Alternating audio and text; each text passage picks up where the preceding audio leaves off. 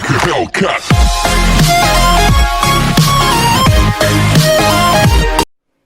नमस्कार मित्रों, मैं शुभम रतवानी आपका स्वागत करता हूं आपके अपने चैनल क्रैकअप क्लासेस में। तो आज के दिन हम लोग जानेंगे बनारस हिंदू यूनिवर्सिटी के बारे में, जिसको काशी हिंदू विश्वविद्यालय के नाम से भी जाना जाता है। ये हमारा वाराणसी के लंका में स्थापित है और इसकी स्थापना मदन मोहन मालवीय जी ने 4 फरवरी 1916 में की थी। और अगर हम लोग पूरा देखें तो इस कैंपस की लंबाई जो है, जो कि जितना क्षेत्रफल में फैला हुआ है, ये 1620 एकड़ में फैला हुआ है। और हम लोग इसमें केवल और केवल बात करेंगे बीकॉम की। तो इसमें बीकॉम के 2 कोर्सेस आते हैं, एक बीकॉम ऑनर्स और एक बीकॉम फाइनेंशियल मार्केटिंग मैनेजमेंट। तो अगर हम लोग इसमें आएंगे तो इसके अंदर टोटल 5 कॉलेजेस होते हैं। पहला तो एक उसका मेन कैंपस खुद हो गया, जिसको एफओसी फैकल्टी ऑफ कॉमर्स, या फिर अगर जिस बिल्डिंग में है वो उसको टीआरपीएस बिल्डिंग बोलते हैं। उसका फुल फॉर्म अगर आप जानना चाहें तो उसको फुल फॉर्म भी मैं आपको बता देता हूं, ठाकुर रतन पाल सिविल बिल्डिंग। ठीक, अगर इसके बाद में आता हूं तो दूसरा आता है डीएवी पीजी कॉलेज, ये भी हमारा वाराणसी में स्थापित है। और तीसरा आता है वीसी कॉलेज, जिसको हम लोग वसंता कॉलेज भी बोलते हैं, ये भी आपका वाराणसी में स्थित है, लेकिन ये केवल और केवल गर्ल्स के लिए है। और आर्य महिला पीजी कॉलेज भी गर्ल्स के लिए है और ये भी हमारा वाराणसी में ही स्थापित है। और अगर हम लोग 5वें में आते हैं राजीव गांधी साउथ कैंपस, तो इसको आरजीएससी भी बोलते हैं, राजीव गांधी साउथ कैंपस, और ये हमारा मिर्जापुर में स्थापित है। और अगर हम लोग बीएचयू के बारे में बात करें तो ये टॉप 3rd यूनिवर्सिटी रैंक है। और अगर हम लोग डीएवी के बारे में करें तो उसको ए प्लस रैंक मिला था एनएएसी के द्वारा 2017 में। ठीक, तो अगर हम लोग इसको जानते हैं कि इसमें टोटल पहले सीट्स कितनी है, हम ये बात जानते हैं कि इसमें सीट्स कितनी है।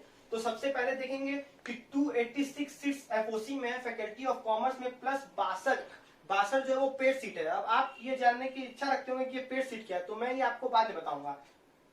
डीएवी पीजी कॉलेज की बात करें तो 277 सीट्स हैं। और वसंता कॉलेज की बात करें तो 96 सीट्स हैं। और आर्य महिला पीजी कॉलेज में भी 96 सीट्स हैं। और राजीव गांधी साउथ कैंपस में 114 सीट्स हैं और प्लस 62 पेड सीट्स हैं। तो पेड सीट आप जान लीजिए कि पेड सीट होता क्या है।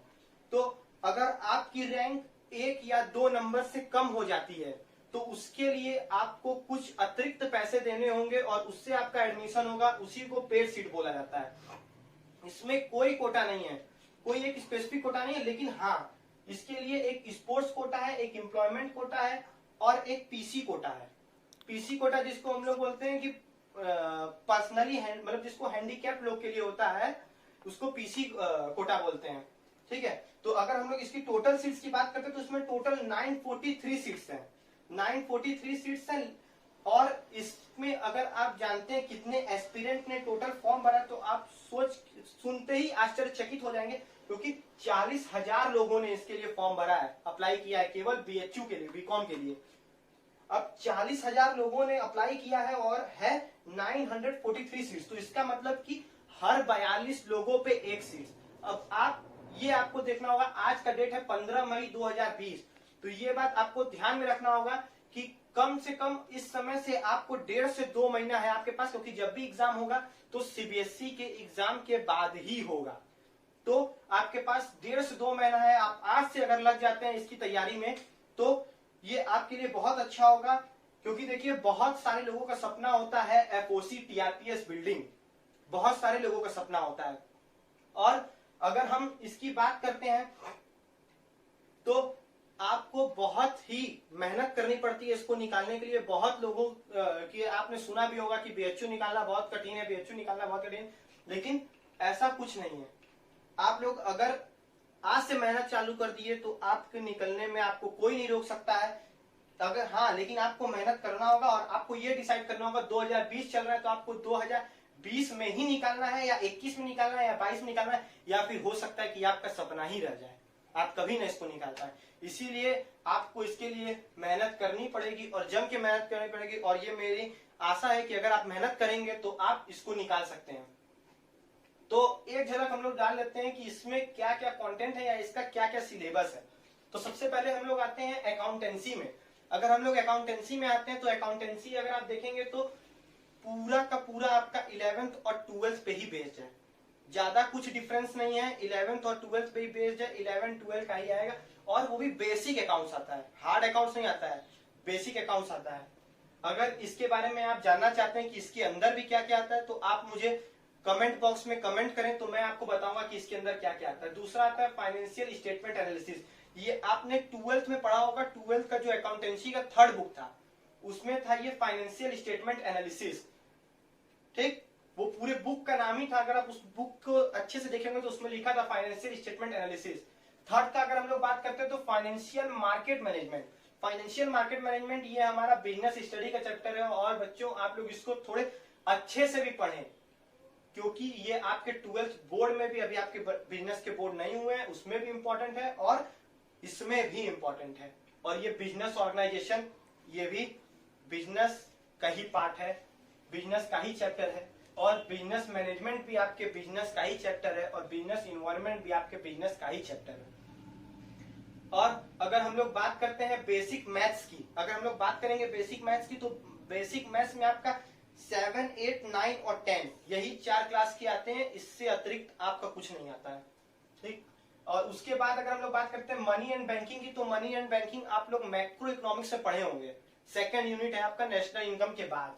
और अगर बात करते हैं हम लोग इकोनॉमिक्स की, तो इकोनॉमिक्स में हम लोग का मिला के क्या आता है कि माइक्रो इकोनॉमिक्स भी आ सकता है और मैक्रो इकोनॉमिक्स भी आ सकता है, कुछ भी आ सकता है। तो इसके लिए आपको थोड़ा ध्यान देके पढ़ना होगा। और इकोनॉमिक अफेयर्स और कंप्यूटर बेसिक्स, इकोनॉमिक अफेयर्स और कंप्यूटर बेसिक्स दोनों मिला के भी आ सकते हैं, या कभी कभी ऐसा अलग भी हो सकता है, क्योंकि देखिए कोई भी डिसाइड नहीं कर सकता कि क्या आएगा। टोटल मिला के आपको मैं अगर बता दूं तो आपके 150 क्वेश्चन आते हैं, बीएचयू एंट्रेंस में 150 क्वेश्चन आते हैं, और आपको टाइम भी केवल और केवल 150 मिनट का ही मिलता है। ध्यान रखिएगा, 2.5 घंटे का आपको टाइमिंग मिलता है, और 150 मिनट अगर आप उसको मिनट में कन्वर्ट करेंगे तो आपका आएगा। और टोटल मिला के इसके 10 सेक्शंस होते हैं, 10 सेक्शंस होते हैं। ईच सेक्शन में आपके 15 क्वेश्चन होते हैं, ईच सेक्शन में 15 क्वेश्चन होते हैं। अब आप देख लीजिए कि यही 10 सेक्शन होगा, यही 10 सेक्शन होगा, जैसे अकाउंटेंसी हो गया, फाइनेंशियल स्टेटमेंट एनालिसिस हो गया, फाइनेंशियल मार्केट मैनेजमेंट हो गया, बिजनेस ऑर्गेनाइजेशन हो गया, बिजनेस मैनेजमेंट हो गया, बिजनेस इन्वायरमेंट हो गया, बेसिक मैथ हो गया, मनी एंड बैंकिंग हो गया, इकोनॉमिक हो गया, और इकोनॉमिक अफेयर या कंप्यूटर बेसिक्स। इसी को मिला के आपके आएंगे, और इसके अलावा आपको कुछ नहीं पढ़ना है, कुछ नहीं देखना है। थोड़ा बहुत कभी कभी जीके का क्वेश्चन आता है, वो आपकी अपने जनरल नॉलेज की बात है, आप उसको अपने से पढ़ेंगे। और अगर आपको इन सब के अंदर क्या क्या आता है, अगर आपको जानने की रुचि है, तो आप हमें कमेंट बॉक्स में कमेंट करके बता सकते हैं। उसके लिए मैं आपको अलग से वीडियो भेज दूंगा, या उसके लिए मैं आपको एक पीडीएफ लिंक सेंड कर दूंगा, आप उसको खोल के देख सकते हैं। बस, और मैं आपसे अंत में एक ही बात कहूंगा कि आप लोग बहुत बहुत मन लगा के पढ़ा कीजिए, मन लगा के पढ़ाई कीजिए। और एक बात और कि अगर हम लोग बात करते हैं कि इसकी मार्किंग स्कीम क्या होती है, तो मार्किंग स्कीम इसकी 3:1 की होती है मार्किंग स्कीम। ये बात ध्यान दीजिएगा, 3:1 की मार्किंग स्कीम होती है। तो बहुत लोग कंफ्यूज हो गए होंगे कि 3:1 होता क्या है, 3:1 होता क्या है। तो आप ये देख लीजिए, अगर आप एक राइट क्वेश्चन करेंगे, राइट क्वेश्चन करेंगे तो उसके पे 3 मार्क्स आपको मिलेंगे। और लेकिन अगर आप उसका कोई ऑप्शन सेलेक्ट किए हैं और वो गलत है तो आपका -1 हो जाएगा। और अगर आप उसको छोड़ देते हैं तो उसमें आपका कोई नंबर नहीं कटेगा और ना ही कोई नंबर मिलेगा। तो मैं आपसे यही प्रे करूंगा, मैं आपसे यही बार बार बताऊंगा कि आप कुछ भी हो, क्वेश्चन अगर आपको नहीं आता है या आप क्या कहते हैं कि उसमें डाउट में है, तो आप क्वेश्चन लीव कर दें, लीव कर दें, क्योंकि माइनस मार्किंग होती है, और माइनस मार्किंग हमारे लिए बहुत खराब चीज होती है, और आपको बहुत ऊपर से बहुत नीचे गिरा सकती है आपको माइनस मार्किंग। इसके लिए आपको देखना होगा। तो मैं अगर आपको बता दूं कि कट ऑफ का बात आती है, तो लास्ट 3 ईयर का कट ऑफ अगर आप देखेंगे मेन कैंपस के लिए, और मैं जर्नल की बात कर रहा हूँ, ओबीसी और SC ST की बात नहीं कर रहा हूँ। अगर आपको वो जानना होगा तो वो भी आप मेरे कमेंट बॉक्स में बता सकते हैं, मैं आपको बता दूंगा। 270 इसका लास्ट 3 ईयर का कट ऑफ था, 270 मार्क्स। इस ईयर का भी कट ऑफ मैं यही सोचता हूं कि इसी के आसपास होगा। 5, 6, 10 नंबर आगे हो सकता है, 5, 10 नंबर पीछे हो सकता है, लेकिन ज्यादा का डिफरेंस नहीं आएगा। आप लोग इसी को अपना एम मान के चलिए। अगर आप मान लीजिए कि अगर आप 100 क्वेश्चन करते हैं, आप अगर 100 क्वेश्चन करते हैं, तो अगर आप इसको देखेंगे तो 100 इंटू 3 करते हैं, आपका 300 मार्क्स होता है। लेकिन अगर आपका 10 क्वेश्चन गलत हो जाता है, 10 क्वेश्चन गलत हो जाता है, तो बहुत लोग का कैलकुलेशन अगर आप देखेंगे तो 10 इंटू 1 करके माइनस कर देते हैं, 10 माइनस कर देंगे 290, ठीक। लेकिन ये बिल्कुल गलत है, बिल्कुल और बिल्कुल गलत है। यहाँ पे आपका 10 इंटू 1 नहीं होगा, यहाँ पे आपका 10 इंटू 4 हो जाएगा। क्यों? क्योंकि 3 मार्क्स आपने इसको किए हैं, इसमें ऐड कर लिए हैं, लेकिन 3 मार्क्स आपको अभी मिले नहीं है। 3 मार्क्स उस गलती के और 1 मार्क्स माइनस मार्किंग के। तो आप देख सकते हैं कि यहाँ पे 40 मार्क्स हमारा माइनस हो जाता है, तो हमारा 260 बचता है। तो आप देख लीजिए दोस्तों कि अगर आप 90 क्वेश्चन सही करके छोड़ दिए होते तो आपका 270 आ जाता, लेकिन आपने 10 क्वेश्चन गलत कर दिए तो उसकी वजह से आपका 260 हो गया। आप देख सकते हैं कि 10 नंबर का फर्क आ गया, जिसकी वजह से आपके रैंक में बहुत बड़ी गिरावट आ सकती है। तो मैं आपसे यही रिक्वेस्ट करूंगा कि आप जब भी करें, अगर आपको क्वेश्चन नहीं आ रहा है या आप कंफ्यूजन में है, तो आप उस क्वेश्चन को लीव कर दें, लेकिन रॉन्ग ऑप्शन न लगाएं।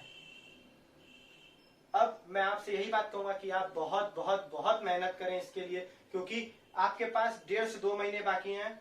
मैं यहीं करके अपनी वीडियो को खत्म करना चाहता हूं और अगले वीडियो में आपसे मिलूंगा। Thank you.